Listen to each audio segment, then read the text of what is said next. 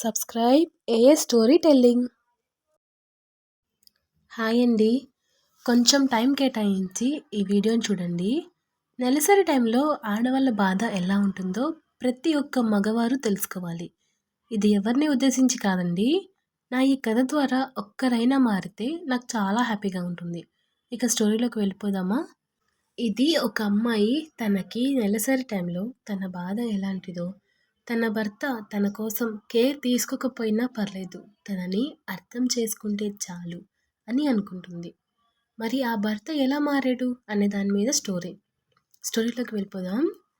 రాజేష్, గీతిక, గీతిక, ఎక్కడున్నావు? ఏ పని చెప్పినా అంతే, ఆలస్యంగా చేస్తావు, అసలు బాధ్యత లేదు నీకు, త్వరగా రా అంటూ అరుస్తాడు. గీతిక, వస్తున్నానండి, క్షమించండి, లేట్ అయింది.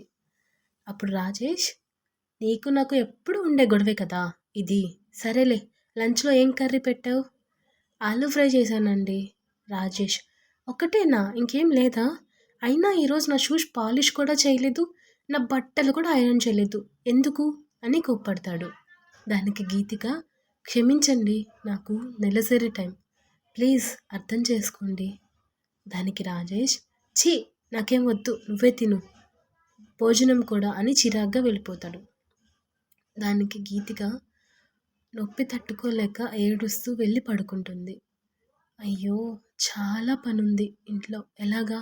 నాకు కొంచెం కూడా ఓపిక లేదు, ఆయన వచ్చేప్పటికి చాలా టైం అవుతుంది, విశ్రాంతి తీసుకుని ఆయన వచ్చేలోపు ఇల్లు క్లీన్ చేస్తా అనుకుని ఏడుస్తూ నిద్రపోతుంది.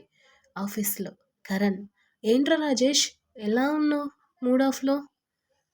దానికి రాజేష్, ఏం లేదు, నా భార్యకి ఒక్క పని కూడా చేత కాదు, అదేంటి అంటే నెలసరి టైం అనే ఒక మాట చెప్పి 2 కన్నీటి పొట్లు కారుస్తుంది అంటాడు చిరాక. దానికి కరణ్, ఈ ఆడవాళ్ళంతా ఇంతేరా, మొగుడు వెళ్ళాక తీరిగ్గా ఇంట్లో కూర్చొని టీవీ చూస్తూ ఎంజాయ్ చేస్తారు, మనం వెళ్ళే సమయానికి ఏదో పెద్ద పని చేసి అలసిపోయినట్టు బిల్డప్ ఇస్తారు, ఏంటో అంటాడు. ఆఫీస్ టైం అయ్యాక ప్రసాద్, ఒరే రాజేష్, ఒకసారి మా ఇంటికి వస్తావా? దానికి రాజేష్ ఇలా అంటాడు, ఎందుకురా, ఇంటికి వెళ్ళాలి, అసలే అలసిపోయా, విశ్రాంతి తీసుకోవాలి. ప్రసాద్, లేదురా, జస్ట్ 1 అవర్ అంతే, కొంచెం వర్క్ ఉంది. దానికి రాజేష్, సరే పద వెళ్దాం. ప్రసాద్ ఇంట్లో, స్వప్న, స్వప్న, ఏం చేస్తున్నావు? ఏమైనా తిన్నావా లేదా బంగారం? దానికి స్వప్న, ఇంకా ఏం తినలేదండి. నీకు ఎన్నిసార్లు చెప్పాలరా ఇలా తినకుండా ఉండొద్దని? సరేరా, నేనే పెడతా అని చిన్నపిల్లల తనకి నోట్లో అన్నం తినిపిస్తాడు. స్వప్న చాలా ఆత్రంగా తింటుంది. ప్రసాద్, నా బంగారం, ఎంత ఆకలిగా ఉన్నావో చూడు, సరే రెస్ట్ తీసుకో, ఓకేనా? ఓకే అండి.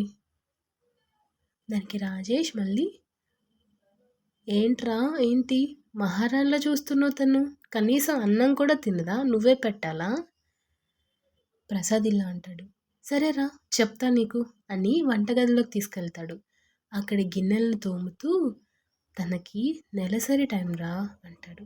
దానికి రాజేష్ ఇలా అంటాడు, ఒరేయ్, నువ్వు తోమడం ఏంట్రా, తప్పేముందిరా, నెలలో అన్ని రోజులు తను మనకు సహాయంగా ఉంటుంది, కనీసం 3 రోజులైనా మనం వాళ్ళకి సహాయం చేయాలి కదా. దానికి రాజేష్, అయితే 3 రోజులే కదా, ఆ మాత్రం భరించలేరా వాళ్ళు అంటాడు. అయినా నువ్వు పని చేయడం నాకు నచ్చలేదు.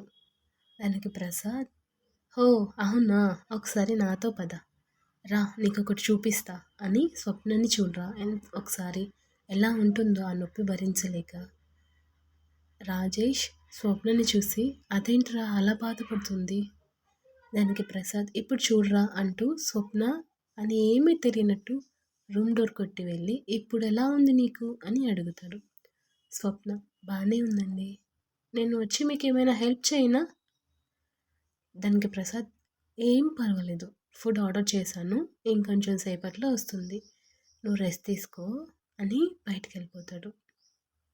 రాజేష్, అదేంట్రా, ఇందాక నొప్పి తట్టుకోలేక అల్లాడిపోయింది, ఇప్పుడు నువ్వు వెళ్ళగానే అసలు ఏమీ లేనట్టు బిహేవ్ చేస్తుంది.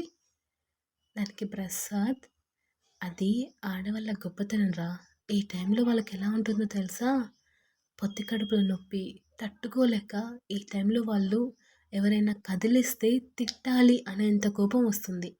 పెళ్లి కానప్పుడు నెలసరి టైంలో తల్లి దగ్గర ఏ పని చేయని వీళ్ళు పెళ్ళయ్యాక భర్తకి, అత్తమామలకి, పిల్లలకి ఆ టైంలో సపర్యలు చేస్తూ ఉంటారు. మన ముందు నవ్వు నటించి, మన వెనక బాధలన్నీ దిగమింగుకుంటూ ఒక్కసారి వాళ్ళ వైపు తిరిగి చూస్తే నీకర్థమవుతుంది. నువ్వసలు తట్టుకోలేవు. అందరికీ మర్యాదలు చేసి తనకి తినే టైం తను తినకుండా నిద్రపోతుంది. ఆ కొంచెం సేపైనా విశ్రాంతి తీసుకుందామని. నువ్వనుకోవచ్చు, ఇవన్నీ నీకెందుకు చెప్తున్నాను అని. ఇందాక ఆఫీస్‌లో నువ్వు కరణ్ మాట్లాడుకున్నప్పుడు విన్నాను. నీకప్పుడే చెప్పొచ్చు. కానీ నీకు కళ్ళారా చూపిద్దామని తీసుకువచ్చా. ప్లీజ్ రా! వాళ్ళు అలాంటి టైంలో ఉన్నప్పుడు మనం వాళ్ళకి హెల్ప్ చేయకపోయినా పర్వాలేదు. వాళ్ళ బాధని అర్థం చేసుకుంటే చాలు. వాళ్ళ ఆనందానికి అవధులుండవు. నీకు అర్థం కాకపోతే రా చూపిస్తా అని తన ఫోన్ తీసుకొని గూగుల్ ఓపెన్ చేసి లేడీస్‌కి నెలసరి టైంలో ఎలా ఉంటుంది అనే వీడియోస్ చూపిస్తాడు. అవన్నీ చూసిన రాజేష్ నేను గీతికని ఎంత బాధ పెట్టాను అని ఒక్క నిమిషం కూడా ఆగకుండా ఇంటికి వెళ్తాడు. అప్పటికి కూడా గీతిక నిద్రపోతూనే ఉంటుంది. వెళ్ళి తను అన్నం తినిందో లేదో చూస్తాడు. తను తిని ఉండదు. వెళ్ళి ఇల్లంతా శుభ్రం చేసి అంట్లు తోమి బట్టలు వాషింగ్ మిషన్‌లో వేసి అన్నం కలిపి గీతికను లేపుతాడు. గీతిక అయ్యో! మీరెప్పుడొచ్చారండి? నేనొచ్చి చాలా సేపయింది. ఇదిగో అన్నం తిను. దానికి గీతిక నేను అన్నం తిన్నానండి. నాకు తెలుసులే నువ్వు తిన్నది లేనిది. మూసుకొని అన్నం తిను. నైట్ ఏం చెయ్యకు. నీకు నాకు ఫుడ్ ఆర్డర్ చేస్తాను. సరే అండి. ఈ 3 డేస్ నువ్వు బెడ్ దిగకూడదు. ఓకేనా? గీతిక ఆనందంతో తట్టుకోలేక కళ్ళ నుంచి ఆనంద బాష్పాలు కారుస్తూ ఉంటుంది. దానికి రాజేష్ ఏమైంది? కారం ఎక్కువైందా? అని అడుగుతాడు. గీతిక కాదు. మీ ప్రేమకి కళ్ళల్లో నుంచి నీళ్ళొస్తున్నాయి అని అంటుంది. రాజేష్ సారీ గీతిక నన్ను క్షమించు. దానికి గీతిక అంటుంది మీరు నాకు క్షమాపణ చెప్పడం ఏంటండి? మీరు నా ప్రాణం. దానికి రాజేష్ ఇక నుంచి నువ్వు ఇంట్లో ఒక్క పని కూడా చేయక్కర్లేదు. పని మనిషిని పెడతా. అప్పుడు గీతిక చిన్నగా నవ్వుతూ పని మనిషి ఎందుకండి? వద్దు డబ్బులు దండగా. దానికి రాజేష్ అంటాడు అవన్నీ నీకెందుకు? నాకు నీకన్నా డబ్బులు ఎక్కువ కాదు అని గుండెలకి హత్తుకుంటాడు. సమాప్తం.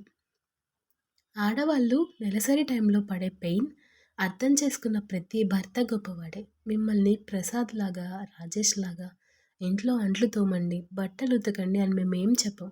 ఆ టైంలో మీరు మమ్మల్ని అర్థం చేసుకొని మా మీద ప్రేమ చూపిస్తే చాలు. మిమ్మల్ని గుండెల్లో పెట్టి చూసుకుంటారు. వాళ్ళ బాధని అర్థం చేసుకొని, వాళ్ళ మనసు తెలుసుకొని చూడండి. ఆ ఇల్లు ఎప్పుడూ సంతోషాలతో నిండిపోతుంది. ఏంటి భార్యలు, ఈ వీడియో మీ భర్తలకి షేర్ చేశారా లేదా? తప్పకుండా షేర్ చేయండి.